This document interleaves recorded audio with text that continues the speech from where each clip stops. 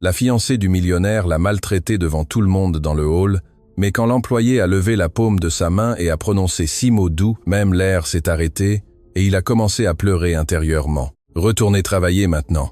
Immédiatement, comme n'importe quel employé, la voix de Céleste Dubois a résonné contre les murs de marbre du hall principal du manoir de Beaumont, comme si la maison elle-même avait été réprimandée. 3 coupes en cristal ont vibré sur la table d'appoint. Une rose blanche est tombée du vase sur le sol et Émilie Roussel, debout au milieu du salon avec un chiffon à la main et un plateau en argent encore humide contre sa poitrine, n'a pas reculé d'un seul pas. Céleste a traversé l'espace en 4 grandes enjambées. Le claquement de ses chaussures résonnait doucement sur le sol ciré, mais chaque pas semblait porter le poids de semaines entières de mépris accumulé. Ses joues étaient rouges, sa voix altérée, ses yeux remplis d'une irritation qui n'était pas nouvelle. Derrière elle, 2 invités qui venaient d'arriver pour le déjeuner de fiançailles se sont arrêtés net. Un serveur a doucement lâché le plateau qu'il tenait, sans même s'en rendre compte.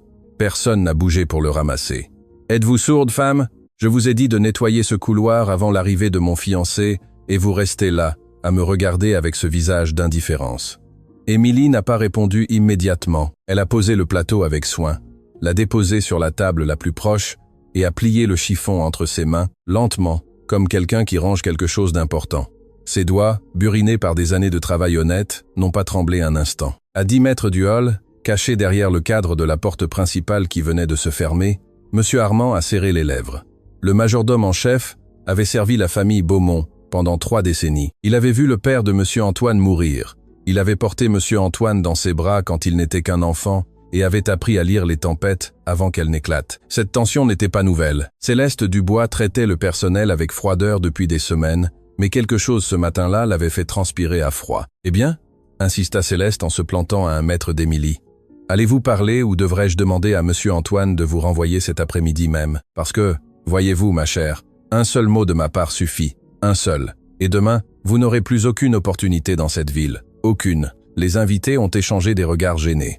Une femme âgée, avec un collier de perles, qui valait plus que la maison où Émilie était née, a porté la main à sa poitrine. Un jeune homme avec un carnet à la main, car il avait été engagé pour noter les détails de l'événement des fiançailles, a levé lentement les yeux. Son instinct professionnel lui disait que cela allait se transformer en quelque chose de plus grand qu'une simple discussion. « Madame Dubois », dit Émilie finalement, d'une voix si basse que tous ont dû se pencher pour l'entendre. « J'ai terminé le couloir il y a 2 heures. Si vous voulez, vous pouvez aller vérifier. Il est propre. » « Ne me parlez pas sur ce ton, » réclama Céleste, le visage près du sien. « Vous n'êtes personne ici. Vous faites partie du personnel, vous comprenez ?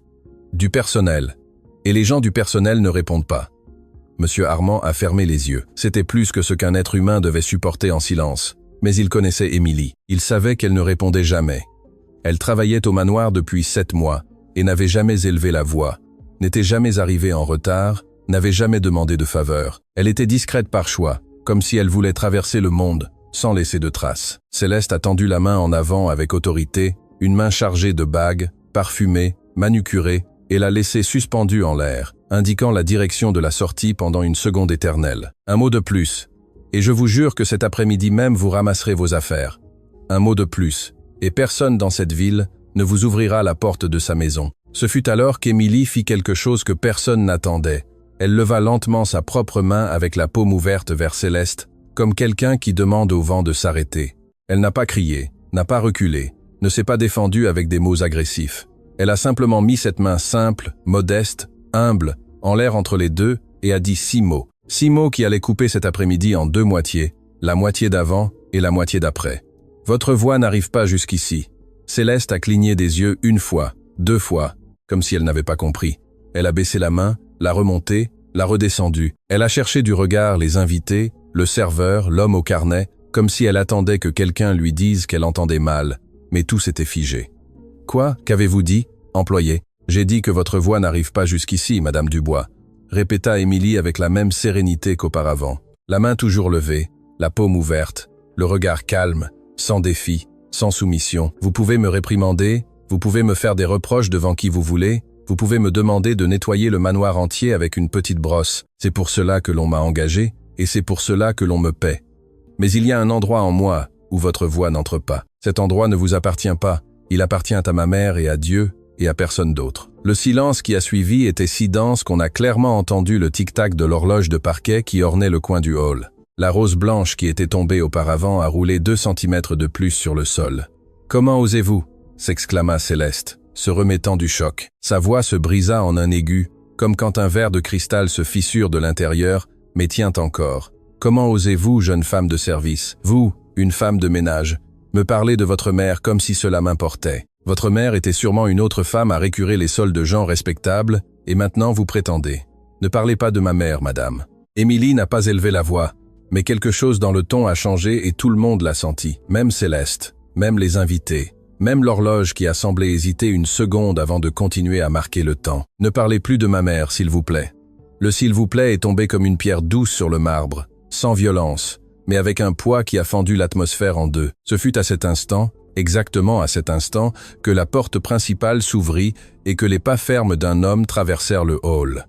Antoine de Beaumont venait d'arriver du bureau. Il tenait un bouquet d'orchidées blanches à la main, un sourire aux lèvres et la cravate desserrée par la chaleur de l'après-midi. Il arrivait pour déjeuner avec sa fiancée, afin de célébrer la proximité de l'engagement officiel. Il arrivait sans savoir qu'il était sur le point d'assister à la scène qui allait changer tout ce qu'il croyait. Il resta immobile à 3 mètres des 2 femmes, les orchidées suspendues à mi-hauteur, le sourire figé sur son visage. « Céleste, qu'est-ce qui se passe ici ?»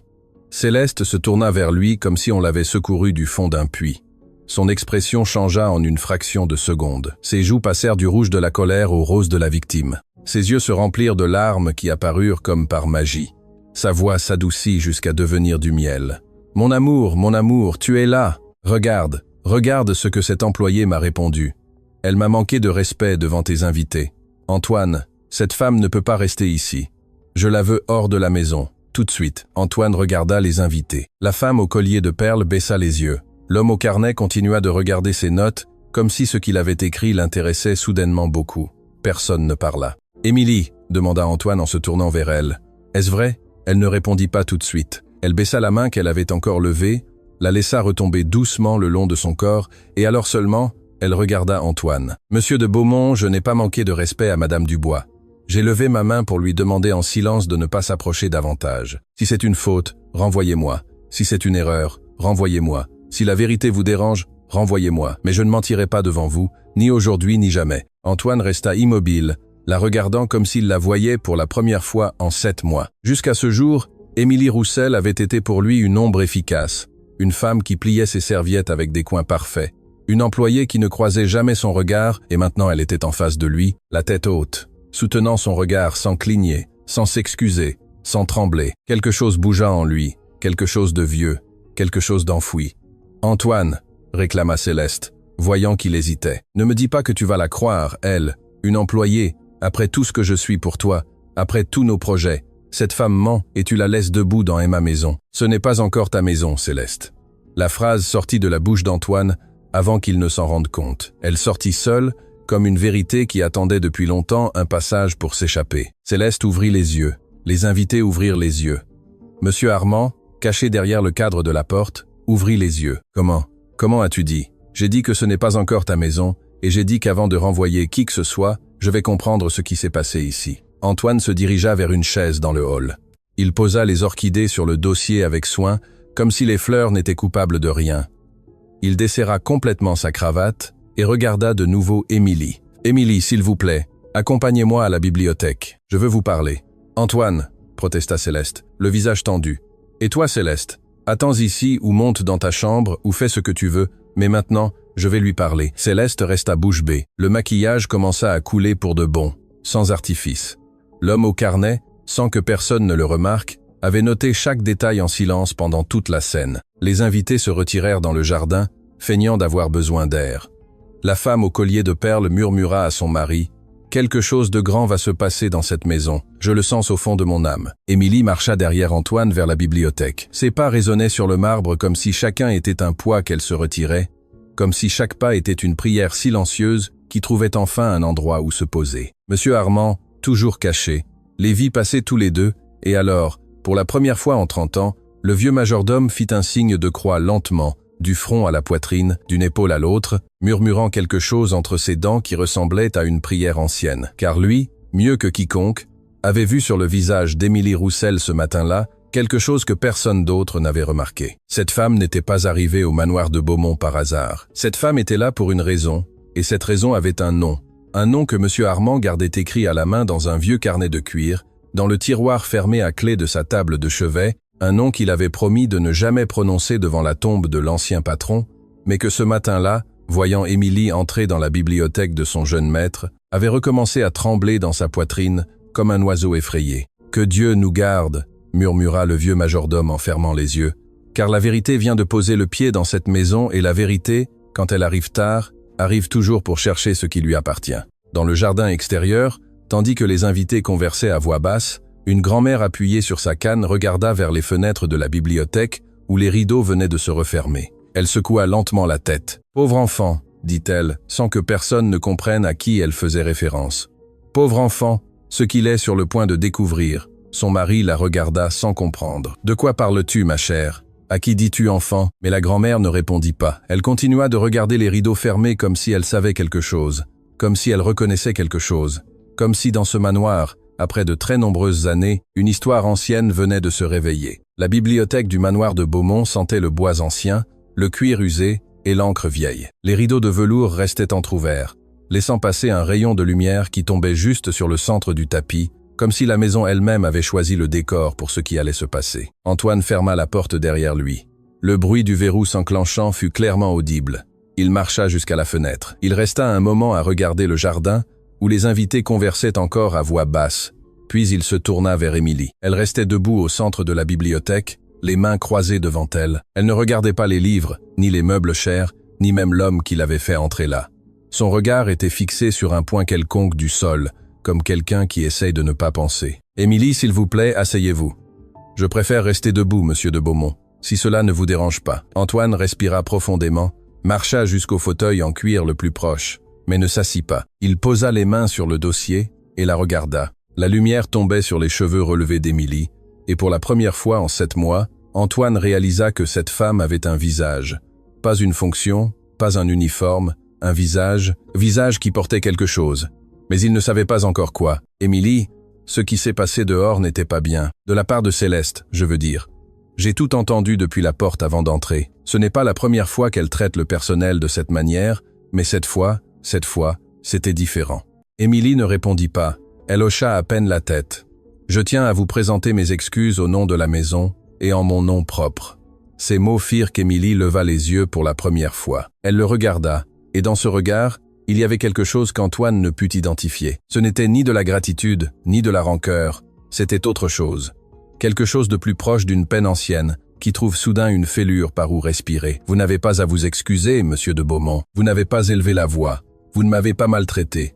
Vous êtes simplement rentré chez vous. Mais je suis fiancé à la femme qui l'a fait, et cela me rend en quelque sorte responsable. » Émilie baissa de nouveau les yeux, déglutie. Antoine remarqua pour la première fois que ses yeux brillaient, non pas à cause des larmes sur le point de tomber, mais à cause de celles qui étaient déjà tombées 1000 fois auparavant, en d'autres lieux, en d'autres après-midi, et avaient laissé cette lumière aqueuse que certaines femmes héritent après avoir beaucoup pleuré en silence. « Monsieur de Beaumont, si vous m'avez fait venir ici pour me renvoyer, faites-le vite, s'il vous plaît. Je dois rentrer chez moi avant le crépuscule. Je ne vous ai pas fait venir pour vous renvoyer. Alors, pourquoi m'avez-vous fait venir ?» Antoine hésita. Il marcha vers la table ancienne, où son père avait l'habitude d'écrire les lettres familiales. Il prit un cadre photo qui était là depuis toujours. Une vieille photographie d'un homme à moustache regardant l'appareil photo avec le sérieux des portraits anciens. Il la tint entre ses mains un instant, comme cherchant une réponse dans les yeux du mort. Puis il la reposa sur la table et regarda de nouveau Émilie. « Je vous ai fait venir parce que j'ai besoin de savoir qui vous êtes. Comment dites-vous ? J'ai passé 7 mois à vos côtés sans vous voir, comme si vous étiez un meuble de plus dans la maison. Mais aujourd'hui, quand vous avez levé cette main, quand vous avez dit ces 6 mots, j'ai entendu quelque chose. Je ne sais pas ce que c'était. Je ne sais pas pourquoi cela m'a semblé si familier, mais quelque chose dans votre voix, dans votre façon de vous tenir, m'a rappelé quelqu'un. Et j'ai besoin de comprendre qui est cette personne que vous me rappelez. Parce que depuis que je suis entré dans ce hall il y a 1 heure, je n'arrive pas à me sortir cette sensation de la poitrine. » Émilie resta très immobile. Pour la première fois de toute la matinée, quelque chose sur son visage trembla à peine un instant, comme quand une bougie vacille avant de s'éteindre. Mais elle se ressaisit immédiatement. « Monsieur de Beaumont, je suis une employée. Je nettoie vos sols, je plie vos serviettes, je fais briller votre argenterie. C'est tout ce que vous avez besoin de savoir de moi. C'est exactement ce qui ne me suffit plus, Émilie. Il y eut un long silence entre eux deux. L'horloge murale marquait les secondes avec une patience de fer. Dehors, quelqu'un rit doucement dans le jardin. Un rire qui ne cadrait pas avec ce qui se passait à l'intérieur. « Où êtes-vous né ?» demanda Antoine finalement. « Dans un petit village dont presque personne ne se souvient. Il s'appelle Village de la Source. » Antoine se figea, lâcha le dossier du fauteuil, fit un pas vers elle sans s'en rendre compte. « Village de la Source ? Oui, monsieur. Dans les montagnes du Nord. Oui, près de la rivière du Loup. » Antoine porta la main à son front, marcha jusqu'à la fenêtre, revint, marcha de nouveau comme si ses jambes ne lui répondaient plus tout à fait. Émilie le regardait sans comprendre. « Il se passe quelque chose, monsieur ?»« Mon père est né là-bas. » Émilie ne répondit pas, n'ouvrit pas les yeux, ne montra aucune surprise, hocha à peine la tête doucement, comme si elle connaissait déjà cette information. « Mon père est né au village de la Source », répéta Antoine comme se parlant à lui-même. Il y a passé son enfance. Ma grand-mère l'a amené en ville quand il avait 9 ans. Après la mort de mon grand-père, ils ont vécu longtemps dans une chambre au-dessus d'une boulangerie jusqu'à ce qu'il obtienne un emploi dans un entrepôt de tissus. Cet entrepôt fut le début de tout cela, de ce groupe Beaumont, de ce manoir, de tout. Antoine s'assit enfin sur le bord du fauteuil, comme si ses jambes ne tenaient plus. « Et vous, pourquoi êtes-vous venu dans cette ville ? Ma mère est tombée malade. Il n'y avait pas de bon traitement là-bas.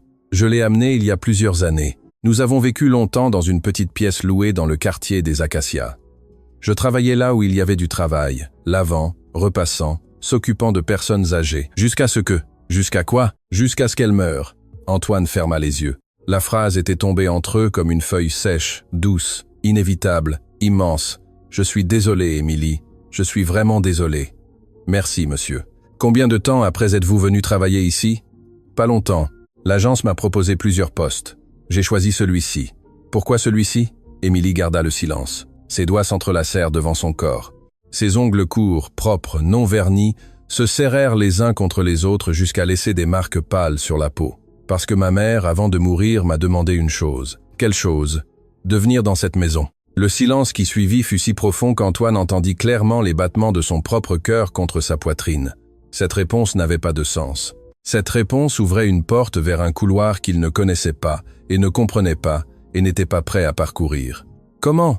Comment dites-vous ? Ma mère m'a demandé, sur son lit de mort, que quand elle ne serait plus là, je vienne travailler au manoir de Beaumont, que je ne pose aucune question, que je ne raconte rien, que j'entre simplement, que je fasse mon travail en silence et que j'attende. » « Attendre quoi ? Ça, elle ne me l'a pas dit, monsieur. Elle m'a dit seulement « Attends, tu sauras quand ?» Antoine se leva du fauteuil, marcha vers elle, s'arrêta à 1 mètre. Ses yeux étaient pleins de quelque chose qui n'était pas des larmes, mais qui y ressemblait. « Émilie, vous connaissiez quelqu'un de cette famille ? » « Je ne sais pas, monsieur.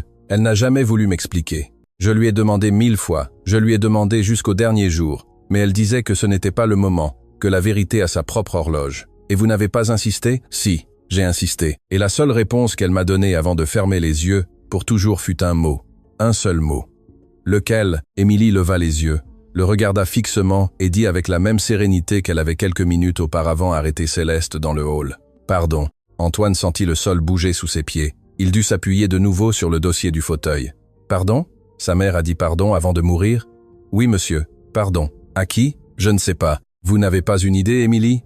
Pas un soupçon, pas une lettre, pas une photo, rien. » Émilie hésita. Ses lèvres se serrèrent. Ses doigts s'entrelacèrent de nouveau, et alors, après un moment qui sembla ne jamais finir, elle dit à voix basse. « J'ai quelque chose, monsieur, mais je l'ai laissé ranger dans ma chambre. »« Quoi ? » ?»« Une enveloppe scellée. Ma mère m'a dit de ne jamais l'ouvrir, de ne la remettre que lorsque je saurais à qui la donner. Et vous ne savez toujours pas ? » ?»« Non, monsieur, pas encore. » Il y eut un long silence dans la bibliothèque, si long qu'il semblait que le monde entier, en dehors des murs de cette maison, avait décidé de se taire pour entendre la réponse. « Émilie. » La voix d'Antoine sortit rauque, presque brisée. « Quand votre service sera terminé aujourd'hui, pourriez-vous m'apporter cette enveloppe ?»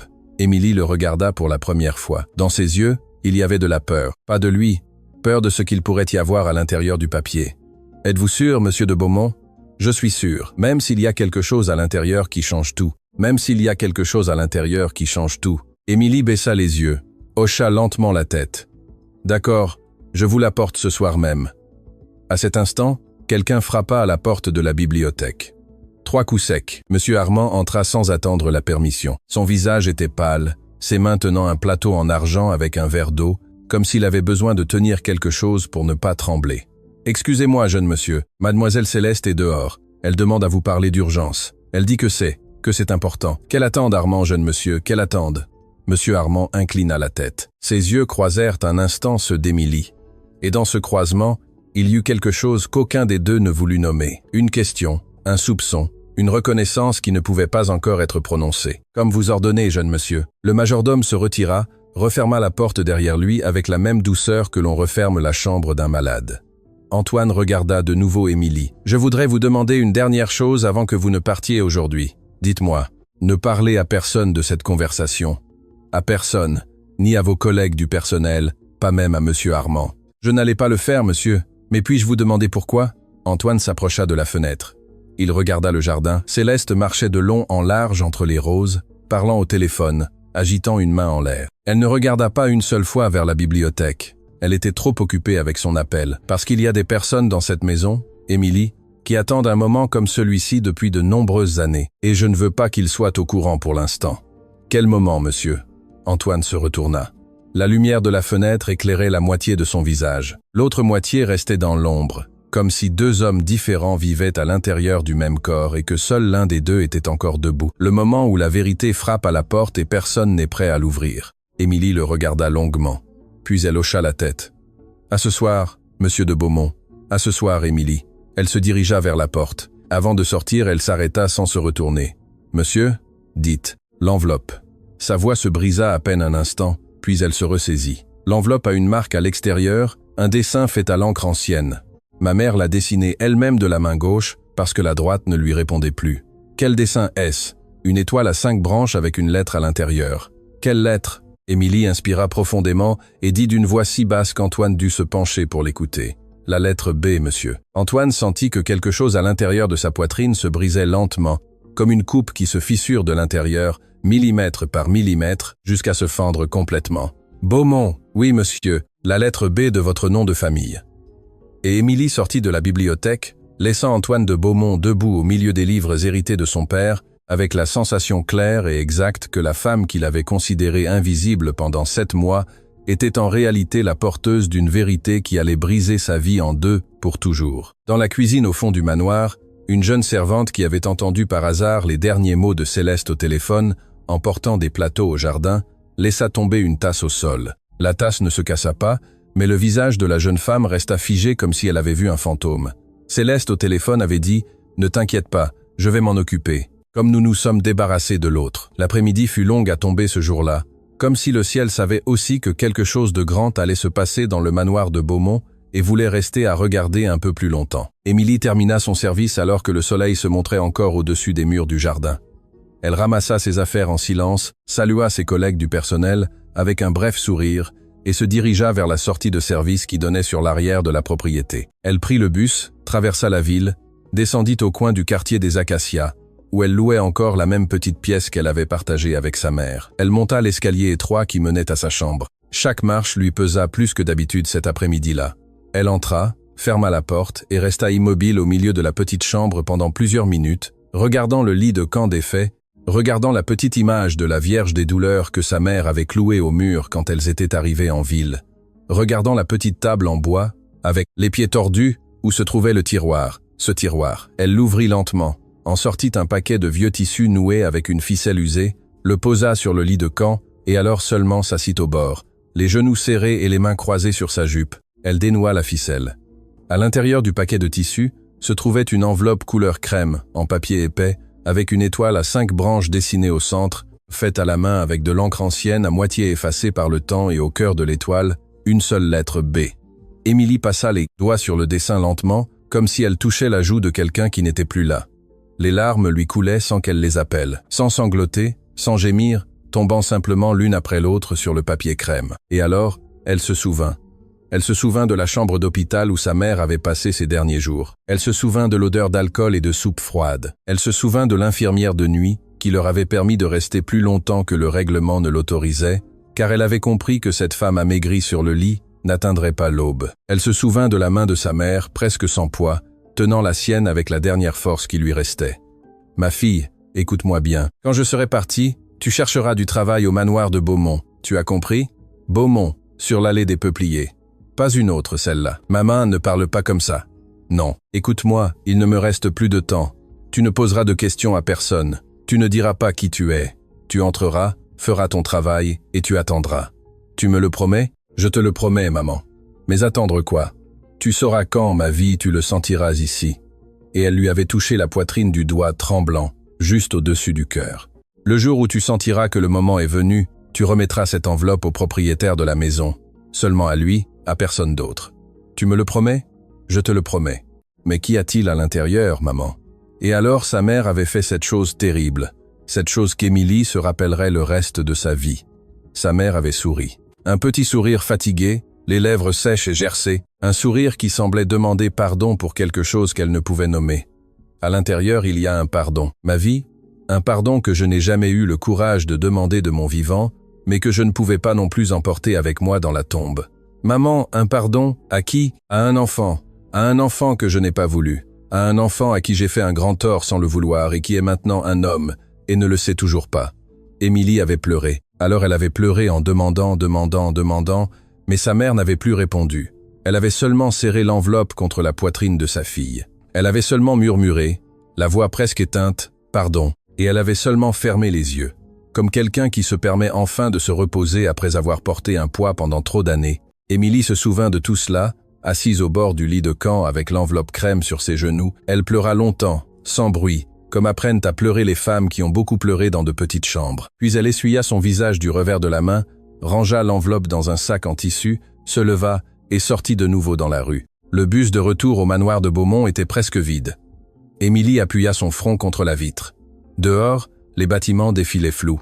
À l'intérieur, sa poitrine était nouée, car quelque chose lui disait que cette nuit-là, après avoir remis l'enveloppe, sa vie ne serait plus jamais la même. Au manoir, la lumière de la bibliothèque était toujours allumée. Antoine avait congédié les invités avec une excuse aimable. Il avait demandé à Céleste de se retirer dans sa chambre. Céleste avait crié. Elle avait pleuré en feignant, avait menacé de partir pour toujours. Mais finalement, voyant qu'il ne la regardait même pas quand elle lui parlait, elle s'était enfermée dans la chambre d'en haut avec un coup sec de porte. Monsieur Armand s'approcha silencieusement de la bibliothèque avec un plateau en argent, du thé chaud, des brioches. Il les posa sur la petite table. « Jeune monsieur. »« Merci Armand. »« Jeune monsieur. Puis-je vous parler un instant ?»« Dites. » Le vieux majordome arrangea ses mains devant son corps. Ses doigts tremblaient à peine. Antoine le remarqua. C'était la première fois en 30 ans qu'il voyait monsieur Armand trembler. « Jeune monsieur, la jeune femme, madame Émilie. Qu'est-ce qui se passe avec elle, Armand? Son nom, Roussel. Cela vous dit quelque chose, jeune monsieur? » Antoine fronça les sourcils. « Ça ne devrait pas. » Monsieur Armand baissa le regard vers le parquet ciré, respira profondément, serra les lèvres et dit d'une voix comme celle de quelqu'un qui se décide enfin à lâcher un poids qu'il a porté pendant 3 décennies entières. « Votre père, jeune monsieur, le défunt monsieur de Beaumont, avant de mourir un soir dans cette même pièce, m'a fait une demande. Il m'a fait promettre quelque chose que j'ai promis et que je n'ai jamais tenu. Quelle demande? Il m'a demandé que si un jour, à n'importe quel moment, une personne portant le nom de Roussel arrivait dans cette maison, je le dise immédiatement à l'héritier, à vous, jeune monsieur, qu'il ne fallait pas laisser passer un jour, que c'était important. Monsieur Armand, vous avez eu cette femme travaillant ici pendant 7 mois et vous ne m'avez rien dit? Jeune monsieur, pardonnez-moi, je ne savais pas. Quand elle est arrivée par l'agence, je n'ai pas vérifié les papiers. C'est mademoiselle Céleste qui l'a interviewée. Ce n'est qu'aujourd'hui, en la voyant se tenir dans le hall, en la voyant répondre, en voyant ses yeux briller quand elle parlait de sa mère, que quelque chose m'a poussé à aller chercher le dossier des employés. Et j'ai vu le nom Roussel, et j'ai su que votre défunt père allait me pardonner. Tard, jeune monsieur, mais peut être encore à temps. Antoine s'assit. Il porta les mains à sa tête. Mon père ne vous a jamais expliqué pourquoi. Non, jeune monsieur, jamais. Il m'a seulement dit, Armand, si quelqu'un de ce nom arrive, mon fils a le droit de savoir ce que je n'ai jamais eu le courage de lui raconter. Et vous n'avez jamais demandé ce qu'il devait me raconter? Jeune monsieur, à cette époque, je n'étais que l'assistant du majordome principal. Votre père était mon patron, pas mon ami. On ne pose pas ces questions au patron. On promet et on obéit, c'est tout. Antoine resta longtemps silencieux. Puis il se leva, marcha vers la fenêtre. La nuit était tombée complète. Le jardin brillait de la lumière jaune des vieux réverbères. Armand, oui, jeune monsieur, allez vous reposer. Ce soir, je reste dans la bibliothèque. Quand Émilie arrivera, faites-la entrer et retirez-vous ensuite dans votre chambre. Ce qui sera dit ici ce soir ne doit être entendu par personne, vous comprenez? Je comprends, jeune monsieur. Et Armand? Oui. Merci d'avoir eu le courage de parler, même si c'était tard. Le vieux majordome inclina la tête. Ses vieux yeux brillèrent un instant. Puis il se retira, refermant la porte derrière lui avec la même douceur que l'on ferme la porte d'une église après la dernière prière. Émilie arriva au manoir lorsque l'horloge du hall marquait plus de 21 heures. Monsieur Armand la guida jusqu'à la bibliothèque sans dire un mot. Il lui ouvrit la porte, soutint son regard un instant, hocha légèrement la tête et se retira. À l'intérieur, Antoine l'attendait debout près du bureau. Émilie entra, ferma la porte derrière elle, marcha jusqu'au centre du tapis, sortit du sac le paquet de tissus, le posa sur le bureau, dénoua la ficelle, sortit l'enveloppe et la tendit à Antoine des deux mains. Antoine la prit. Ses doigts frôlèrent ceux d'Émilie un instant. Tous deux ressentirent quelque chose. Un courant, un frisson, comme si deux fils lâches depuis de nombreuses années venaient enfin de se rencontrer. Antoine s'assit dans le fauteuil. Émilie s'assit sur le petit banc en cuir de l'autre côté du bureau. Antoine posa l'enveloppe sur le bois, passa les doigts sur le dessin de l'étoile, toucha la lettre B, et ses yeux se remplirent de larmes qu'il ne prit pas la peine de dissimuler. « C'était le cachet que mon père utilisait dans ses lettres de jeunesse », dit-il d'une voix brisée. « Une étoile à 5 branches avec l'initiale de notre nom de famille. Mon grand-père l'a dessinée pour la première fois. Mon père l'a utilisé toute sa vie. Je croyais que ce cachet était mort avec lui. Ma mère l'a dessiné sur cette enveloppe avec sa main gauche. La droite ne lui répondait plus. Votre mère connaissait mon père, Émilie? Je ne sais pas, monsieur. Vous en a-t-elle déjà parlé? A-t-elle mentionné un nom? Jamais, monsieur. Ma mère a emporté presque tout dans sa tombe. Elle ne m'a laissé que cette enveloppe et le mot « pardon ». Antoine ferma les yeux, respira profondément, prit le bord de l'enveloppe entre ses doigts et commença à l'ouvrir lentement. Le papier froissa. À l'intérieur se trouvaient plusieurs feuilles pliées et parmi les feuilles, une photographie. La photographie tomba la première sur le bois du bureau. Une ancienne photographie en noir et blanc, aux bords ondulés et jaunis par les années. Sur l'image, on voyait une jeune femme souriante assise sur un banc de place. Elle posait sa main sur l'épaule d'un jeune homme assis à côté d'elle. L'homme avait une fine moustache, un chapeau de feutre, un costume clair. Il lui souriait d'un sourire qui disait des choses qu'aucun homme ne sourit à une simple connaissance. Antoine regarda la photographie et le sang se retira de son visage. Émilie. Oui, monsieur. Cette femme sur la photo est votre mère? Oui, monsieur. C'est ma mère jeune. Et l'homme à côté? Émilie se pencha sur le bureau. Elle regarda attentivement la photographie. Elle ne l'avait jamais vue auparavant. Sa mère l'avait gardée dans l'enveloppe sans jamais la lui montrer. Je ne sais pas, monsieur. Je ne l'ai jamais vue. Antoine leva la photographie d'une main tremblante, l'approcha de la lumière de la lampe de chevet, la retourna. Au dos, écrit au crayon d'une écriture élégante d'une autre époque, il y avait une phrase, à peine 6 mots. Pour ma Mathilde, à toi toujours. Oystache. Antoine laissa tomber la photo sur le bureau. Il porta ses deux mains à son visage. Tout son corps commença à trembler. Émilie ne comprit pas.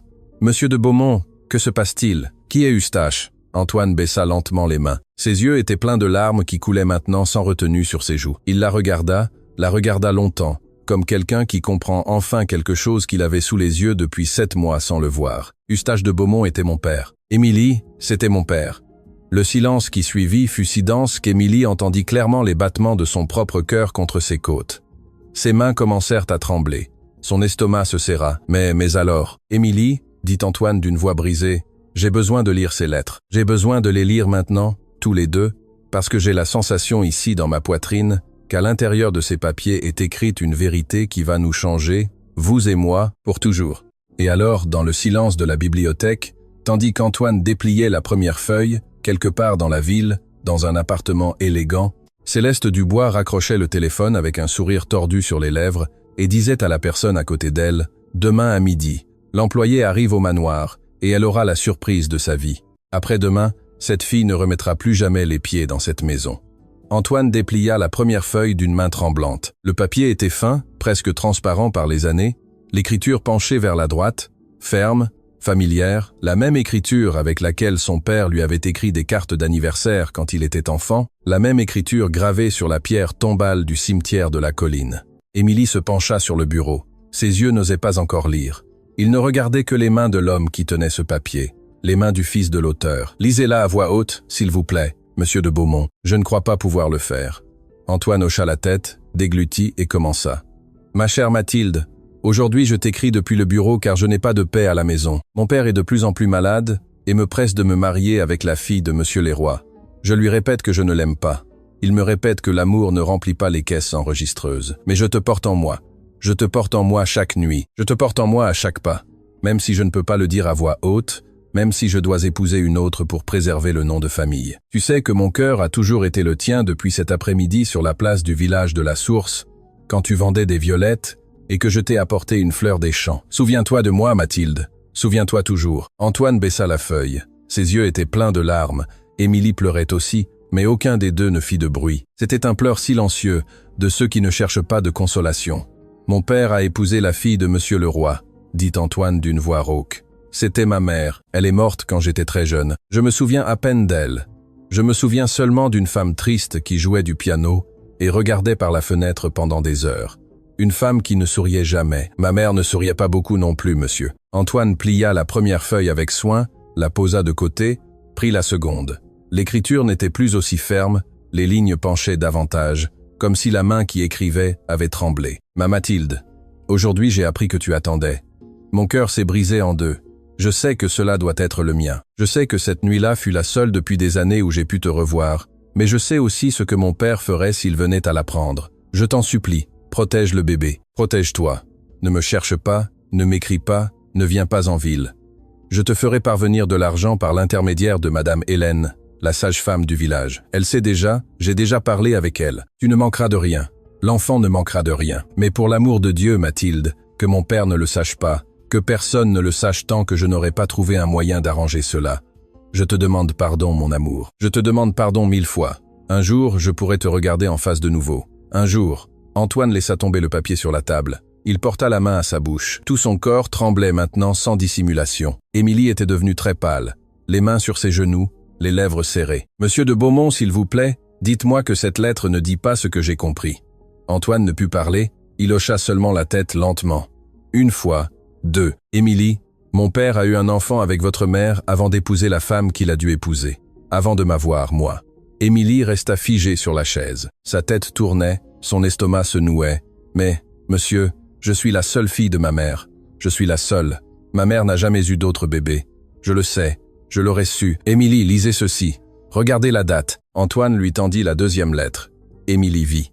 La date était écrite en haut d'une écriture serrée. C'était une date de très nombreuses années auparavant, de l'époque où sa mère avait son âge actuel, de l'époque où sa mère vivait encore au village de la Source avant la ville, avant Émilie. Ce n'était pas vous, Émilie, c'était un autre enfant, un autre bébé, avant vous.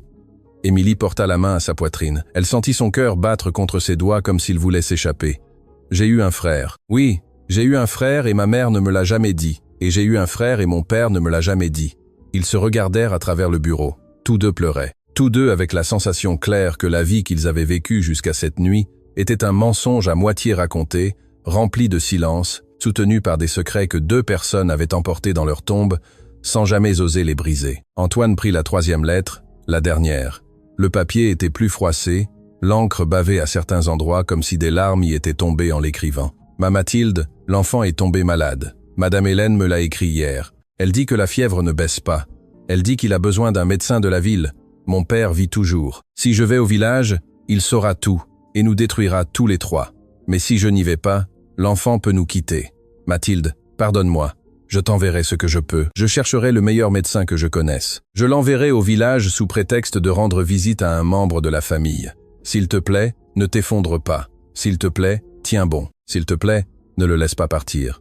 Je ne pourrais pas vivre en sachant que mon fils est parti alors que j'étais ici, caché derrière un nom de famille. Je t'en supplie, Mathilde. Je t'en supplie. Ne le laisse pas partir. » Antoine baissa la lettre et alors fit quelque chose qu'Émilie n'attendait pas. Il se leva du fauteuil, marcha jusqu'à la fenêtre, appuya son front contre la vitre et pleura. Il pleura avec des sanglots qui secouaient ses épaules. Il pleura pour un père qu'il avait connu distant, occupé, sévère. Il pleura pour un père dont il découvrait maintenant qu'il avait porté une douleur secrète toute sa vie. Il pleura pour un frère qu'il n'avait jamais pu étreindre. Il pleura pour une femme que son père avait aimée, trahie et abandonnée. Il pleura pour tous les silences qui avaient bâti la maison où il avait grandi. Émilie se leva aussi, marcha vers lui, resta à un pas de distance sans le toucher, attendant. « Monsieur de Beaumont, savez-vous ce qui est arrivé à l'enfant » Antoine se redressa, s'essuya le visage avec sa manche, secoua la tête. « Je ne sais pas, Émilie. Les lettres s'arrêtent là. Il n'y a pas de quatrième, pas de réponse. Il doit y avoir autre chose, monsieur. Il doit y en avoir. » Antoine se retourna, regarda l'enveloppe vide sur le bureau, la prit, la secoua. Quelque chose tomba de l'intérieur, quelque chose de petit, argenté, brillant. Cela roula sur le bois et s'arrêta près du bord. Émilie le ramassa. C'était une médaille, une minuscule médaille de baptême avec une inscription gravée au verso. « Aurélien, fils de Mathilde, que Dieu le protège. »« Aurélien, » murmura Antoine. « Mon frère s'appelait Aurélien. Mon frère, » répéta Émilie d'une voix ténue. « Je n'ai jamais su. » Tous deux restèrent silencieux, tenant la minuscule médaille entre leurs doigts, comme si ce petit morceau de métal contenait le poids d'une âme entière. « Monsieur de Beaumont, croyez-vous qu'il a vécu? Je ne sais pas, Émilie. Mais cette nuit, je vous le jure devant la mémoire de mon père et de votre mère, que je trouverai la réponse. Je chercherai dans chaque archive, dans chaque registre, dans chaque village, dans chaque hôpital, jusqu'à ce que je sache ce qu'il est advenu d'Aurélien pour vous, pour moi, pour nos parents qui ne peuvent plus chercher. » Émilie serra la médaille contre sa poitrine, hocha lentement la tête. À ce moment-là, quelqu'un frappa à la porte de la bibliothèque. 3 coups. Monsieur Armand entra. Son visage était bouleversé, comme s'il venait d'entendre quelque chose de terrible. « Jeune monsieur, excusez-moi, mais Juliette, la nouvelle cuisinière, vient de courir. Elle dit qu'elle a entendu quelque chose que vous devez savoir maintenant, cette nuit, avant qu'il ne soit trop tard. » « Quoi donc, Armand ?» Le vieux majordome déglutit, regarda Émilie, regarda Antoine et dit à voix basse, d'une voix brisée par celui qui livre une nouvelle trop lourde. « Mademoiselle Céleste cet après-midi au téléphone. La jeune fille l'a entendue par hasard. Elle parlait avec un homme dont Juliette a immédiatement reconnu le nom parce qu'il travaille dans cette maison. »« De qui, Armand ?» Monsieur Armand ferma les yeux et prononça le nom. « Monsieur Nicolas de Valois, jeune monsieur, votre cousin. » Antoine sentit le sang se retirer de son visage pour la 2e fois en une seule nuit. « Mon cousin Nicolas ? Céleste parlait avec Nicolas ? Oui, jeune monsieur. Et d'après ce que la jeune fille a compris, ils ne se sont pas rencontrés hier. Ils se connaissaient avant que mademoiselle Céleste n'entre dans cette maison. Bien avant. » Émilie porta la main à sa bouche. Antoine s'appuya contre le bureau. La bibliothèque commença à tourner autour de lui. « Y a-t-il autre chose, jeune monsieur ?» ajouta monsieur Armand d'une voix plus grave qu'Émilie ne lui avait jamais entendue. La jeune fille a entendu mademoiselle Céleste dire, avant de raccrocher, une phrase qui m'a fait monter en courant pour vous chercher. Une phrase que je dois vous répéter même si cela me fait mal. Dites-la, Armand. Mademoiselle Céleste a dit ainsi, jeune monsieur, ne t'inquiète pas, mon amour. Demain à midi, le testament du vieux Eustache va apparaître, et quand il apparaîtra, Antoine n'héritera pas d'un seul sou. Tout sera pour nous, comme nous l'avons planifié il y a des années. Le silence qui suivit fut le plus long de la nuit, et dehors de la bibliothèque, cachée derrière une colonne du couloir, une femme âgée avec une canne, la même qui avait été invitée ce matin-là dans le jardin, écoutait les yeux fermés. Les larmes coulaient silencieusement sur ses rides, et ses lèvres murmuraient une très ancienne prière. « Aurélien, mon enfant, mon fils, combien de temps ai-je dû attendre pour revenir dans cette maison ?» Monsieur Armand resta debout devant le bureau. Les mots qu'il venait de prononcer flottaient encore dans l'air de la bibliothèque comme de la fumée après un incendie. Antoine respirait profondément, essayant de remettre ses idées en ordre. Émilie tenait la médaille d'Aurélien contre sa poitrine, comme quelqu'un qui tient un secret qui a attendu toute une vie pour éclater au grand jour. Ce fut alors que du couloir arriva le son inimitable d'une canne frappant doucement le parquet. Tac, tac, tac, avançant lentement, sans hâte, comme si la personne qui marchait savait parfaitement où elle allait, et n'avait aucune raison de se presser. Monsieur Armand se tourna vers la porte, fronça les sourcils. « Jeune monsieur, attendez-vous quelqu'un d'autre ce soir ?»« Non, Armand, personne. » Le claquement de la canne se rapprocha, s'arrêta juste de l'autre côté de la porte, et puis une voix de femme âgée, sereine, ferme, qui traversa l'air comme si elle attendait d'être entendue depuis des siècles, dit « Jeune de Beaumont, c'est moi, la femme à la canne. J'étais ce matin dans le jardin. S'il vous plaît, ouvrez-moi. J'attends ce moment depuis trop d'années. » Antoine regarda Émilie. Émilie regarda Monsieur Armand. Monsieur Armand s'approcha de la porte d'un pas lent, posa la main sur la poignée, hésita un instant et ouvrit. La femme entra lentement. Ses cheveux blancs étaient noués en un chignon bas. La peau de son visage était marquée par des rides qui semblaient dessinées avec la patience de celle qui a vécu de très nombreuses saisons. Elle s'appuyait sur une canne en bois sombre, terminée par un pommeau d'argent usé. Mais ses yeux étaient jeunes, vifs, brillants, comme 2 braises que le temps n'avait pas réussi à éteindre. Elle marcha jusqu'au centre de la bibliothèque, resta debout devant Émilie, la regarda longuement, et 2 larmes coulèrent sur ses rides, sans qu'elle ne lève la main pour les essuyer. « Ma fille, comme tu ressembles à ta mère, comme tu lui ressembles !» Émilie ne sut que dire. La médaille était toujours serrée dans sa main. « Madame, pardon, qui êtes-vous? Vous avez connu ma maman ?» La femme sourit à peine. Un sourire chargé de quelque chose de très ancien, elle posa sa main libre sur le bras d'Émilie. Ma petite, je suis Madame Hélène Caron, la sage-femme du village de la Source. Celle qui a aidé ta mère quand ton frère Aurélien est venu au monde, celle qui a tenu entre ses mêmes mains le bébé que le père du jeune de Beaumont n'a jamais pu connaître. Antoine se leva du fauteuil, marcha vers elle, la regarda les yeux pleins de quelque chose qu'il ne savait pas si c'était de l'espoir ou de la peur. « Madame Hélène, mon père vous nomme dans l'une des lettres que nous venons de lire. Je sais, mon enfant, je sais. C'est moi-même qui ai demandé à ton père de laisser une trace écrite au cas où ce jour arriverait, au cas où il y aurait justice. Vous étiez ce matin dans mon jardin. Comment êtes-vous arrivé ici ?» Madame Hélène posa ses deux mains sur le pommeau de sa canne. Elle s'installa comme quelqu'un qui se prépare à raconter une histoire longtemps gardée. J'ai passé des années à m'approcher de cette maison, jeune de Beaumont. Des années. Chaque anniversaire à toi, chaque anniversaire de la mort de ton père, je me postais dans l'allée des peupliers pour regarder de loin les fenêtres éclairées, sans oser sonner, sans savoir comment commencer la conversation, jusqu'à ce qu'il y a quelques mois, j'apprenne qu'une jeune femme du nom de Roussel était entrée travailler comme employée au manoir, et j'ai su que le jour était proche. J'ai su que Mathilde, d'où qu'elle soit, avait trouvé le moyen d'envoyer sa fille à l'endroit où elle devait être. Et alors, j'ai commencé à attendre l'occasion de pouvoir entrer. Comment êtes-vous entré aujourd'hui ? Par les vieilles amitiés de ton père, mon enfant. La dame au collier de perles, celle qui était au déjeuner, a été pendant de très nombreuses années une amie de jeunesse de ton papa. Elle me devait une vieille faveur. Je lui ai demandé de m'emmener comme accompagnatrice au déjeuner. Elle a accepté, et cela m'a permis d'être ici quand tout a commencé à se déchaîner. Monsieur Armand s'approcha de Madame Hélène, la tête baissée. « Madame, pardonnez-moi si j'avais parlé avant, si j'avais eu le courage de raconter au jeune monsieur ce que son père m'avait demandé. Peut-être que tout aurait été différent. Non, Armand, chaque chose a son temps, et c'est le temps. Ni avant, ni après, juste maintenant. » Antoine respira profondément, chercha la chaise la plus proche, s'assit. « Madame Hélène, les lettres s'arrêtent quand mon père vous demande d'envoyer un médecin au village parce qu'Aurélien était malade. Mais après cela, il n'y a plus rien. J'ai besoin de savoir ce qui est arrivé à l'enfant. » Madame Hélène baissa les yeux vers sa canne. Ses vieilles mains s'agrippèrent au pommeau d'argent. Elle tarda à parler, et quand elle parla, sa voix sortit plus brisée qu'avant. « Le médecin est arrivé trop tard, mon enfant. Il est arrivé trop tard. Ton père a fait tout ce qu'il a pu depuis la ville. Mais les chemins à cette époque étaient de terre, et les pluies ont emporté les ponts cette semaine-là. Quand le médecin a finalement traversé la rivière, l'enfant avait déjà 3 jours de forte fièvre. Nous avons fait tout ce que nous pouvions, avec des compresses froides, des herbes, des prières, mais le petit corps d'Aurélien était très petit et la maladie était très grande. Émilie porta les mains à sa bouche. Antoine ferma les yeux. « Alors » commença Émilie sans oser terminer la phrase. Madame Hélène leva les yeux.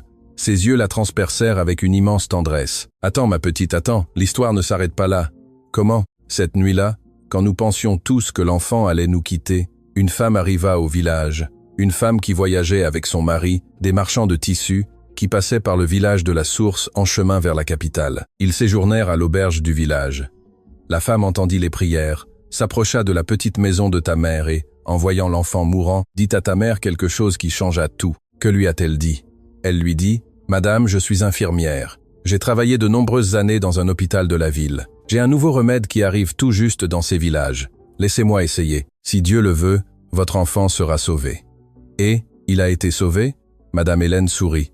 Un sourire fatigué, mais rempli de quelque chose qui ressemblait à un petit soleil naissant entre les rides. « Il a été sauvé, mes enfants. Il a été sauvé. La fièvre est tombée le lendemain matin. L'enfant a ouvert les yeux, a tété le sein de ta mère et a vécu. » Émilie se couvrit le visage des 2 mains. Elle pleurait maintenant sans dissimulation. Antoine se leva de sa chaise, marcha vers elle, posa sa main sur son épaule, et pour la première fois cette nuit-là, les 2 se soutinrent l'un l'autre sans mots. « Madame Hélène, dit finalement Antoine d'une voix brisée.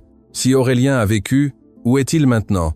Pourquoi ne l'avons-nous jamais cherché? Pourquoi mon père ne nous l'a-t-il jamais dit ?» L'ancienne soupira, marcha lentement jusqu'au fauteuil le plus proche, s'assit avec précaution, posa sa canne de côté. Parce que la femme qui a sauvé l'enfant, l'infirmière, est tombée amoureuse de lui. Elle a passé les jours suivants à aider ta mère à s'occuper de lui. Et quand ta mère, épuisée, malade du cœur, sans ressources pour l'élever, a su que cette femme et son mari ne pouvaient pas avoir d'enfants eux-mêmes, elle a pris la décision la plus difficile de sa vie, la décision qui l'a poursuivie jusqu'à son dernier jour. Elle a confié Aurélien pour qu'il l'élève loin, dans une autre ville, avec un autre nom de famille. Afin que le vieux monsieur de Beaumont ne le trouve jamais, afin que l'enfant ait la chance de grandir en paix. « Ma mère l'a donné ?» demanda Émilie d'une voix brisée. « Elle ne l'a pas donné, ma petite, elle l'a sauvé. Elle lui a donné la seule vie possible. Mais elle a payé un prix qu'elle n'a jamais cessé de payer. C'est pourquoi elle ne t'a jamais parlé d'Aurélien. C'est pourquoi elle t'a demandé sur son lit de mort de venir dans cette maison, parce que ta mère voulait que la vérité trouve son chemin, même si elle n'était plus là pour l'accompagner. Antoine marcha jusqu'à la fenêtre. Les lumières du jardin brillaient doucement. Une brise balançait les branches des peupliers. « Madame Hélène, vous connaissez le nom de la famille qui a emmené Aurélien ?» L'ancienne resta très immobile, serra les mains sur ses genoux. « Je connais le nom, mon enfant. Je l'ai gardé écrit dans un petit carnet pendant toutes ces années. Mais avant de vous le dire, vous devez me promettre une chose. » « Quelle chose ? Que lorsque vous le trouverez, vous lui raconterez la vérité avec soin, avec respect, car cet homme est aujourd'hui un adulte. Il a sa vie faite, ses affections, ses blessures. Et la vérité, quand elle arrive tard, mes enfants, peut être une bénédiction ou un effondrement, cela dépend de la manière dont elle est livrée. Nous vous le promettons, Madame Hélène, dirent Antoine et Émilie en même temps, sans s'être mis d'accord. L'ancienne hocha la tête, sortit de la poche de sa robe un petit carnet aux couvertures usées, attaché avec un élastique. Elle l'ouvrit à une page marquée d'un signet rouge, lut en silence. Elle leva les yeux. La famille qui a emmené Aurélien s'appelait Martin Leroux. C'étaient des marchands de tissus. Ils se sont installés dans la ville de Saint-Barthélemy-des-Plaines, à plus de 12 heures d'ici. Elle s'appelait Adélaïde, lui Grégoire. Ils ont donné à l'enfant un nouveau nom parce qu'il voulait repartir de zéro. Ils lui ont donné... Madame Hélène déglutit, regarda Antoine, regarda Émilie. Ils lui ont donné Mathieu Martin Leroux. Antoine resta figé. Tout le sang quitta son visage. Ses mains commencèrent à trembler. Mathieu Martin Leroux ? Oui, mon enfant. Pourquoi ? Ce nom vous dit-il quelque chose ? Antoine ne répondit pas. Marcha jusqu'au bureau. Ouvrit le premier tiroir, sortit un agenda en cuir, le feuilleta rapidement d'une main tremblante, s'arrêta à une page, la montra à Madame Hélène. « Madame Hélène, est-ce cette personne ?» L'ancienne s'approcha. Ses yeux s'ouvrirent peu à peu, puis se remplirent de larmes. « Oui, mon enfant, c'est lui. C'est Aurélien. C'est ce visage. Je l'ai porté dans ses bras quand il était nouveau-né. Je ne pourrai jamais oublier ce front. » Émilie s'approcha, regarda la page. C'était une carte de visite collée à l'agenda avec du ruban adhésif. Une carte élégante en papier épais, avec un logo brodé en relief. « Monsieur de Beaumont, qui est cet homme ?» Antoine leva les yeux. Ils étaient pleins de quelque chose qu'il ne savait pas si c'était de la joie ou de la terreur. « Émilie, cet homme est l'avocat principal du groupe Beaumont. L'homme que mon père a personnellement choisi pour administrer le testament de notre famille, l'homme qui est convoqué demain à midi dans ce même manoir pour une réunion que personne ne m'avait expliquée. » Monsieur Armand, debout-en, silence près de la porte, laissa tomber le plateau en argent qu'il tenait. Le fracas du métal sur le sol résonna dans tout le couloir. « Jeune monsieur, cette réunion a été convoquée par mademoiselle Céleste, il y a 3 jours. J'ai moi-même reçu l'appel. Elle a dit que c'était pour une formalité des fiançailles. » Antoine porta ses 2 mains à sa tête. « Ce n'est pas une formalité, Armand, c'est le piège qu'ils étaient en train de monter. Demain à midi, mon propre frère, sans savoir qui il est, va venir dans cette maison avec un faux document, un testament falsifié, pour me faire perdre tout ce que mon père m'a laissé. » Madame Hélène se leva lentement, serra sa canne avec force. « Alors, nous ne pouvons pas attendre demain, mes enfants. Nous devons le rejoindre avant eux. Nous devons dire à Aurélien qui il est avant qu'il ne signe un papier qui le brisera en 2 pour toujours. » Et devant le manoir de Beaumont, à cet instant précis, les lumières d'une voiture sombre s'allumèrent au fond de l'allée des peupliers. Le moteur démarra doucement, et le conducteur, un homme en gabardine avec un chapeau à large bord, parla à voix basse au téléphone portable collé au volant. « Patronne, la vieille à la canne vient d'entrer dans le manoir et est restée longtemps à l'intérieur. » De l'autre côté, la voix de Céleste Dubois répondit, froide, coupante, sans un seul tremblement. « Arrête-la avant l'aube.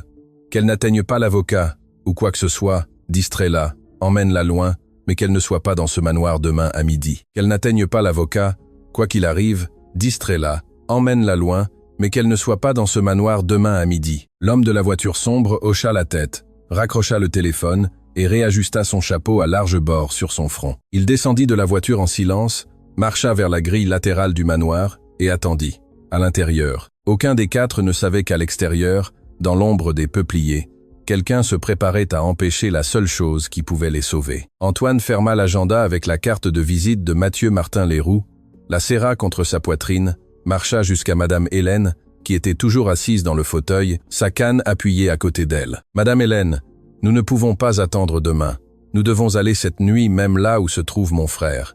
Nous devons arriver avant eux. Saint-Barthélemy-des-Plaines est loin, mon enfant. 12 heures en voiture. Nous n'y arriverons pas.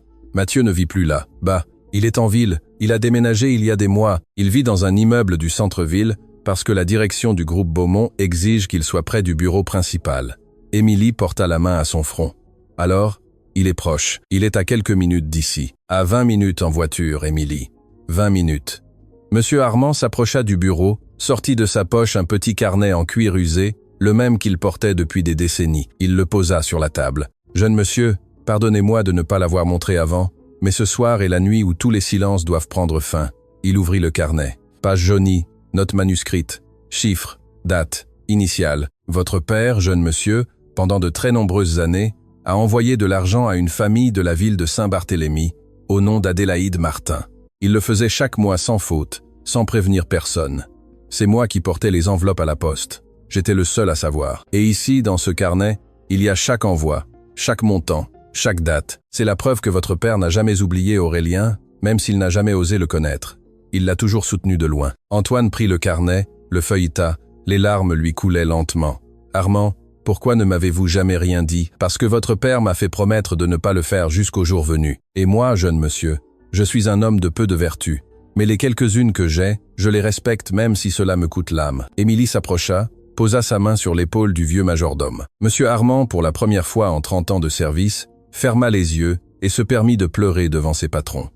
Juliette Dubois apparut alors à la porte de la bibliothèque. Elle portait son tablier, les mains pleines de farine sèche de la cuisine et dans les yeux, ce mélange de peur et de détermination que seules ont les jeunes filles qui ont travaillé depuis l'enfance et savent très bien distinguer le bien du mal. « Monsieur de Beaumont, pardon d'interrompre, mais il y a autre chose que je dois vous dire. Entrez, Juliette, fermez la porte. » La jeune fille obéit, s'approcha lentement, déglutit. « Je ne suis pas la première jeune fille du personnel à entendre des choses étranges dans cette maison, monsieur. Avant moi, il y a déjà un bon bout de temps, il y en avait une autre. Elle s'appelait Laurence Duval. Elle travaillait à la cuisine avec moi. Elle était bonne, elle était honnête, et un jour elle a disparu. » « Disparu ? Mademoiselle Céleste a dit qu'elle l'avait renvoyée pour vol. Mais toutes les filles du personnel savons que Laurence n'aurait jamais rien volé. Elle était de l'église, elle était de celles qui apportaient du pain le dimanche aux personnes âgées du refuge. Mademoiselle Céleste l'a renvoyée parce que Laurence avait entendu quelque chose, une conversation, et Mademoiselle Céleste l'a appris. Émilie porta la main à sa bouche. « Et où est allée Laurence, Juliette ? Vous savez, je sais qu'elle est retournée dans son village, à Saint-Barthélemy-des-Plaines. Elle a sa maman là-bas.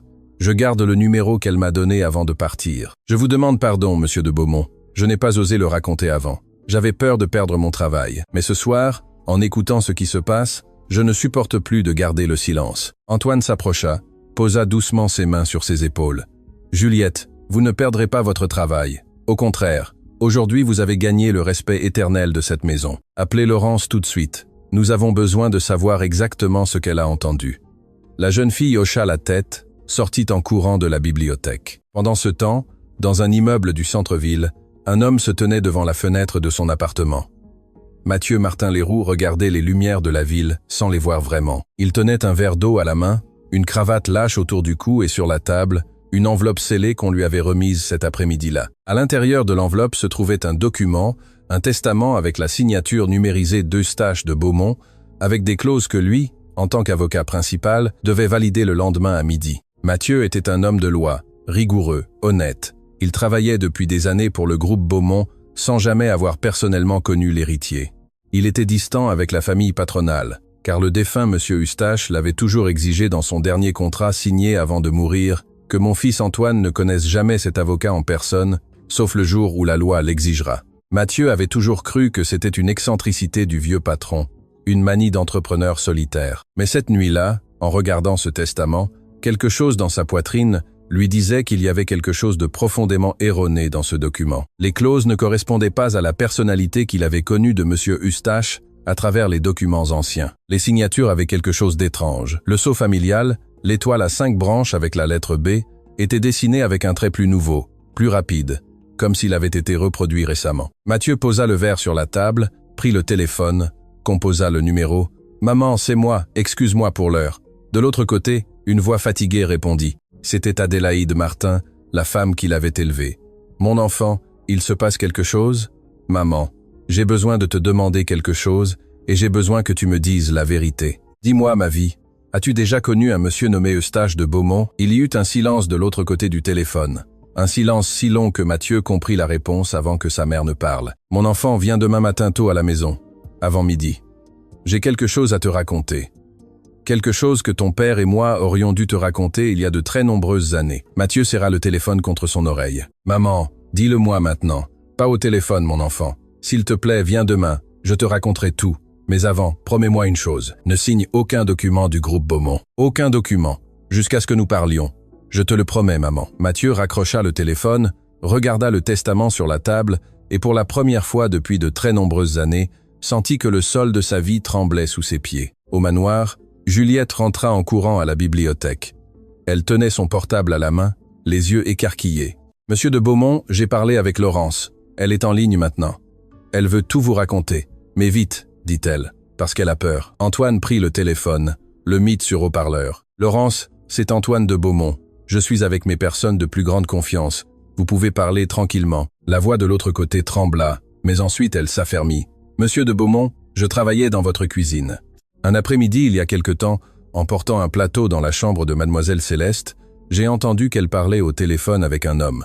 Elle lui disait « Quand j'épouserai Antoine, nous allons faire partir la belle-mère de la maison, parce qu'elle en sait trop sur le vieux, et ensuite, nous nous occuperons de l'héritage. » Monsieur Armand porta la main à son cœur. « Madame Béatrice. » « Qui est Madame Béatrice ? » « Armand était la deuxième épouse de votre père, jeune monsieur.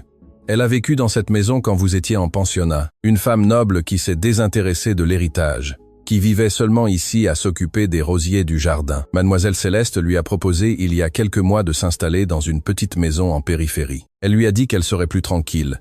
Madame Béatrice a accepté car elle avait les os fatigués, mais depuis personne ne l'a revue, jeune monsieur. Émilie sentit un frisson lui monter le long du dos. Alors, l'autre dont Céleste parlait était cette dame, il semblerait. Laurence continua de parler au haut-parleur. « Y a-t-il autre chose, monsieur de Beaumont ?» L'homme avec qui Mademoiselle Céleste parlait ce jour-là lui disait « Tranquille, mon amour, quand tout sera fini, toi et moi serons ensemble comme nous l'avons toujours rêvé. Tout ce que tu as à faire, c'est de l'épouser, de le supporter le temps nécessaire et après, le nom de famille sera à nous. J'ai enregistré cette conversation sur mon portable, monsieur. Je l'ai gardé. Je l'envoie à Juliette maintenant. » Antoine sentit son cœur s'accélérer. « Laurence ? Vous savez le nom de l'homme qui parlait avec Céleste ? » « Je le sais, monsieur, car à la fin de l'appel, elle lui a dit « Je t'aime, Nico ». Et je suis resté figé parce que cet homme, ce Nico, je l'avais vu entrer dans votre manoir de nombreuses fois. C'était votre cousin, monsieur de Beaumont. C'était monsieur Nicolas de Valois. Antoine s'assit, porta les mains à sa tête. Émilie s'approcha, posa sa main sur son épaule, cette fois non pas comme employée, mais comme sœur, comme personne qui ne pouvait plus le regarder de l'extérieur. « Antoine, regarde-moi », il leva les yeux. C'était la première fois qu'elle l'appelait par son prénom, sans le monsieur. « Demain à midi, nous entrerons dans cette réunion tous les deux ensemble. Nous amènerons Madame Hélène, nous amènerons le carnet de monsieur Armand, nous amènerons l'enregistrement de Laurence, et nous amènerons les lettres de ton papa avec la médaille d'Aurélien. Et quand Céleste et Nicolas s'assiéront à table pour présenter leur faux testament, ils ne sauront pas ce qui les attend. Mais le plus important, Antoine, c'est ceci. Nous allons nous rendre chez Mathieu avant eux. Nous allons lui dire qui il est pour que lorsqu'il entrera dans cette réunion, il n'entre plus comme avocat du groupe Beaumont. Qu'il entre comme ton frère, comme mon frère. » Antoine la regarda longuement et puis, très lentement, hocha la tête. « Émilie, j'ai grandi seul. J'ai grandi en pensant que j'étais le fils unique d'un homme qui ne m'a presque jamais regardé dans les yeux. Et cette nuit, en moins de quelques heures, j'ai découvert que j'ai une sœur, un frère, une grand-mère qui attendait à l'extérieur du jardin, une histoire entière que personne ne m'avait racontée. Si demain nous survivons à cela, je passerai le reste de ma vie à remercier ta mère de t'avoir envoyé dans cette maison. » Émilie ne répondit pas. Elle lui serra seulement la main, une fois forte. À cet instant exact, devant le manoir, l'homme au chapeau à large bord vit une voiture sombre sortir du portail latéral. À l'intérieur se trouvaient 3 personnes. Il reconnut Madame Hélène sur le siège arrière. Il reconnut le jeune de Beaumont au volant. Il reconnut la jeune femme du personnel sur le siège passager. Il composa le numéro de téléphone. « Patronne, ils viennent de sortir. Ils sont tous ensemble. Ils emmènent la vieille, de l'autre côté. » Céleste inspira profondément. Sa voix sortit plus froide que le marbre du hall. « Suis-les, mais à distance. Ne fais rien encore. Je veux savoir où ils vont. Je veux savoir qui ils cherchent. Car s'ils arrivent au bon endroit, demain à midi, je perds tout ce que je planifie depuis des années. Et cela, Antoine de Beaumont et sa petite employée, je ne le leur permettrai pas. » L'homme démarra le moteur. Les lumières s'allumèrent doucement. La voiture sombre commença à rouler dans l'allée des peupliers, gardant toujours la juste distance, comme un animal patient qui sait attendre le moment exact. Devant, sans se douter de rien, Antoine accéléra vers l'immeuble du centre-ville, vers l'appartement où Mathieu Martin Leroux regardait un faux testament sur la table, sans imaginer que sa vie était sur le point de changer pour toujours. Avant l'aube, il était presque 3 heures du matin lorsque la voiture d'Antoine de Beaumont s'arrêta devant l'immeuble du centre-ville. Monsieur Armand était resté au manoir, gardant les papiers originaux.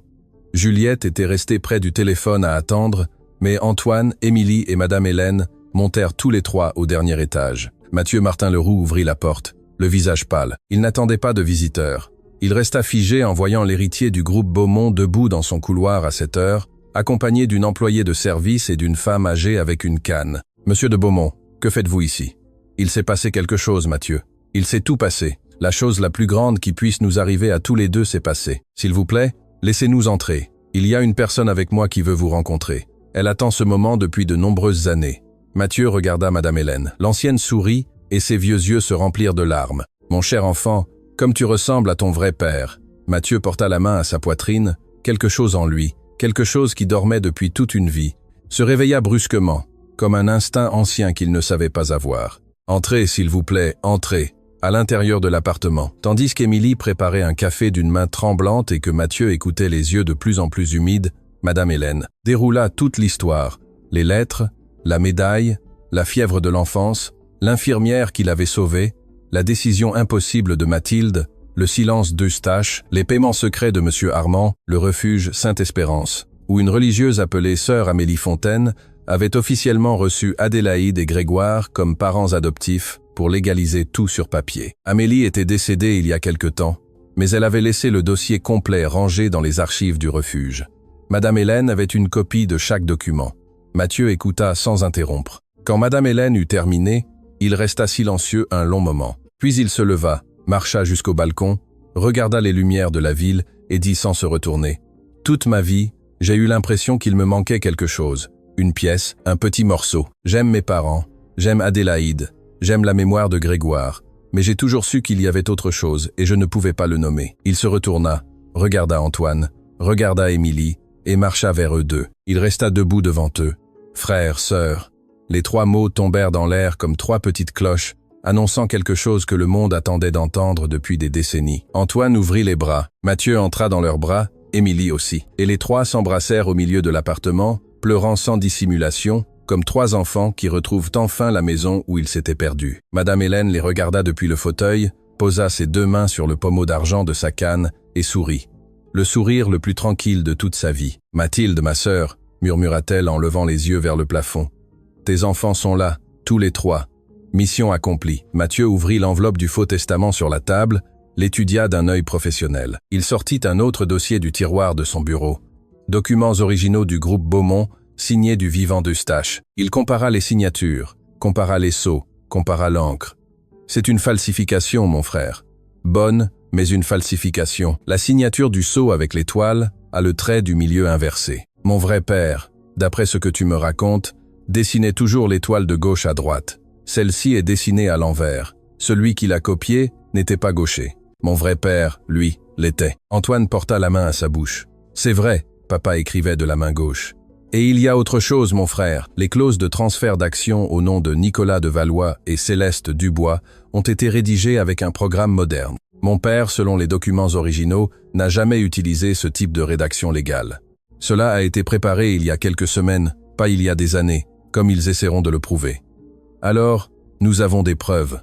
Nous avons suffisamment de preuves pour que demain, quand ils entreront dans la salle de réunion, ils ne repartent pas en marchant, mais soient escortés. À cette même heure, dans une maison isolée à la périphérie de la ville, une femme âgée ouvrit la porte de la cuisine. C'était la seconde épouse du défunt Eustache, Béatrice Lambert, celle que Céleste avait fait partir du manoir des mois auparavant, sous prétexte qu'elle serait plus tranquille loin du bruit. Béatrice vivait là avec une seule employée et un vieux chien qui dormait au pied du lit. Cette nuit-là, Béatrice ne pouvait pas dormir.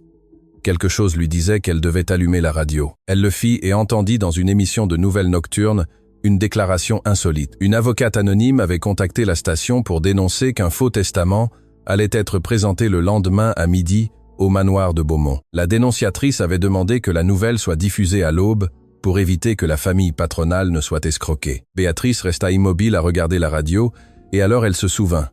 Elle se souvint des appels étranges de Céleste quand elle vivait encore au manoir. Elle se souvint des papiers que la jeune femme gardait dans le tiroir fermé à clé. Elle se souvint du jour où elle avait trouvé par hasard une copie de la signature d'Eustache sur le bureau du cabinet. Sans y réfléchir à deux fois, Béatrice prit son sac, réveilla l'employé, lui demanda d'appeler un taxi, et avant l'aube, elle voyageait déjà en direction du manoir de Beaumont avec 2 vieilles enveloppes rangées sur ses genoux. Des enveloppes qu'elle avait cachées le jour où elle avait quitté la maison, juste au cas où, car quelque chose dans son âme l'avait averti que ce moment allait arriver. La voix de la radio était celle d'une jeune femme courageuse. C'était Laurence Duval, et la station était la même où un journaliste avait commencé des années auparavant à enquêter sur des mouvements suspects au sein du groupe Beaumont. Le même journaliste qui s'était présenté comme photographe, engagé à ce déjeuner de fiançailles. Cet homme au carnet qui notait tout en silence. Son vrai nom était Cédric Morel. Madame Hélène l'avait engagé des mois auparavant pour documenter chaque mouvement de Céleste à l'intérieur de la maison, sans qu'Antoine ne le sache. À 11h30 du matin, le manoir de Beaumont était plein. Antoine avait convoqué, sans en préciser le motif, tous les membres du conseil d'administration du groupe. Céleste descendit de l'étage dans une robe élégante, les lèvres peintes de carmin. Elle souriait. Elle était sûre que ce midi serait sa victoire définitive. Nicolas de Valois arriva quelques minutes plus tard dans sa voiture de sport, une mallette en cuir sous le bras. Céleste le reçut d'un baiser dissimulé sur la joue. « Tout est prêt, mon amour. Tout, ma chère. Quand Mathieu présentera le testament, nous aurons la majorité légale. Antoine restera un invité dans sa propre maison. » Ils passèrent dans la salle de réunion. Une longue table en chêne, 12 chaises. Antoine entra par l'autre porte. Émilie entra derrière lui. Et derrière Émilie entrèrent un à un. Madame Hélène avec sa canne, Monsieur Armand avec son carnet en cuir, Juliette Dubois avec son portable à la main, Béatrice Lambert avec ses 2 vieilles enveloppes, Cédric Morel avec un enregistreur sur la table. Et enfin, ouvrant les portes en grand, Mathieu Martin-Leroux avec sa mallette d'avocat. Céleste resta figée. Nicolas laissa tomber sa mallette au sol. « Qu'est-ce que cela signifie ?»« Cela signifie, Céleste, dit Antoine, s'asseyant à la tête de la table, que mon père, avant de mourir, a laissé un vrai testament et que ce testament est entre les mains de mon frère qui est entré aujourd'hui par cette porte pour la première fois de sa vie comme un fils de cette maison et non comme un avocat engagé. » Céleste regarda Mathieu. Mathieu lui rendit le regard avec la sérénité froide des hommes qui ont découvert à temps ce qu'ils étaient sur le point de signer. « Madame Dubois, le testament que vous avez préparé avec Monsieur de Valois est une falsification. J'ai ici les preuves, j'ai ici les originaux signés par mon vrai père, et j'ai ici le dossier du refuge Sainte-Espérance, signé par sœur Amélie Fontaine, qui prouve mon identité. La police attend à l'entrée. Le conseil d'administration va voter aujourd'hui même l'expulsion de Nicolas de Valois et le dépôt d'une plainte formelle contre vous. » Céleste se leva. Elle chercha la porte des yeux. Cédric Morel l'enregistrait déjà avec la caméra cachée dans la broche de sa veste. Béatrice Lambert déposa sur la table les 2 anciennes enveloppes. Elles contenaient des lettres dans lesquelles Céleste, il y a des années déjà, demandait de l'argent à l'avance à Nicolas en échange de s'occuper du problème de l'héritage. « Antoine, mon amour, c'est un malentendu. Je t'aime. Je t'ai toujours aimé. C'est un mensonge des employés. » Antoine se leva. Il marcha vers elle, la regarda longuement, sans colère, sans mépris, seulement avec une profonde tristesse. « Tu ne m'as jamais aimé, Céleste. Et moi, pendant longtemps, je n'ai pas non plus su ce qu'était l'amour. Aujourd'hui, une femme humble, avec un chiffon à la main et une enveloppe dans son sac, m'a appris la valeur de lever la paume de la main et de dire « Votre voix n'arrive pas jusqu'ici. Vous pouvez partir maintenant à pied ou attendre que la loi vous accompagne. Cela ne m'appartient plus de le dire. » Céleste s'effondra sur la chaise. Nicolas tenta de s'échapper. La porte du salon était bloquée par 2 officiers qui attendaient dehors. Cédric Morel termina l'enregistrement. Monsieur Armand, debout sur le côté, inclina la tête avec un respect silencieux. Les semaines passèrent. Le manoir de Beaumont, par décision unanime des 3 héritiers, changea de nom. Il ne s'appelait plus manoir, il s'appelait Maison Mathilde, en l'honneur de la femme qui avait uni 3 vies à distance sans qu'aucune ne le sache de son vivant. Le refuge Sainte-Espérance fut agrandi. Mathieu, Antoine et Émilie signèrent ensemble les documents pour qu'ils deviennent un foyer permanent pour femmes âgées sans famille, en mémoire de sœur Amélie Fontaine et de toutes les sages-femmes anonymes qui avaient soutenu des enfants comme Aurélien dans des villages oubliés. Madame Hélène Caron déménagea dans le jardin de la maison Mathilde, dans une chambre avec vue sur les peupliers. Béatrice Lambert revint au manoir, mais cette fois comme grand-mère. Émilie la traitait comme telle. Antoine l'appelait maman pour la première fois de sa vie. Juliette Dubois fut promue chef de cuisine générale avec un double salaire. Laurence Duval revint du village et accepta le poste que Juliette lui offrit. Monsieur Armand continua comme majordome en chef jusqu'à ce qu'il décide lui-même de prendre sa retraite. Mais il ne manqua jamais de venir prendre le thé de l'après-midi dans le jardin où Émilie et Madame Hélène l'attendaient toujours. Céleste Dubois et Nicolas de Valois furent jugés pour escroquerie, falsification de documents et conspiration.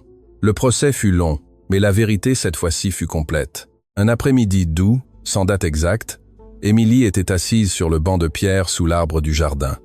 Elle tenait dans ses mains la minuscule médaille d'Aurélien. Elle la regardait en pensant à sa mère, en pensant à toutes les boîtes vides d'affection que Mathilde avait portées en silence, en pensant à la chance impensable d'avoir trouvé 2 frères là où il n'y avait eu que solitude auparavant. Antoine s'assit à ses côtés. Mathieu s'assit de l'autre. Madame Hélène s'approcha lentement avec sa canne. Béatrice apporta de la limonade sur un plateau. Monsieur Armand mit une musique douce par les haut-parleurs du jardin. Juliette, Laurence, Cédric Morel et d'autres amis de la maison s'approchèrent peu à peu. Un après-midi ordinaire, une table ordinaire, une famille réunie avec les morceaux que la vie avait dispersés pendant des décennies. Émilie leva les yeux, regarda ses 2 frères, serra la médaille contre sa poitrine et dit d'une voix basse, cette même voix avec laquelle elle avait un jour arrêté une femme en colère dans le hall de marbre. « Maman, si tu m'entends, la boîte n'est plus vide.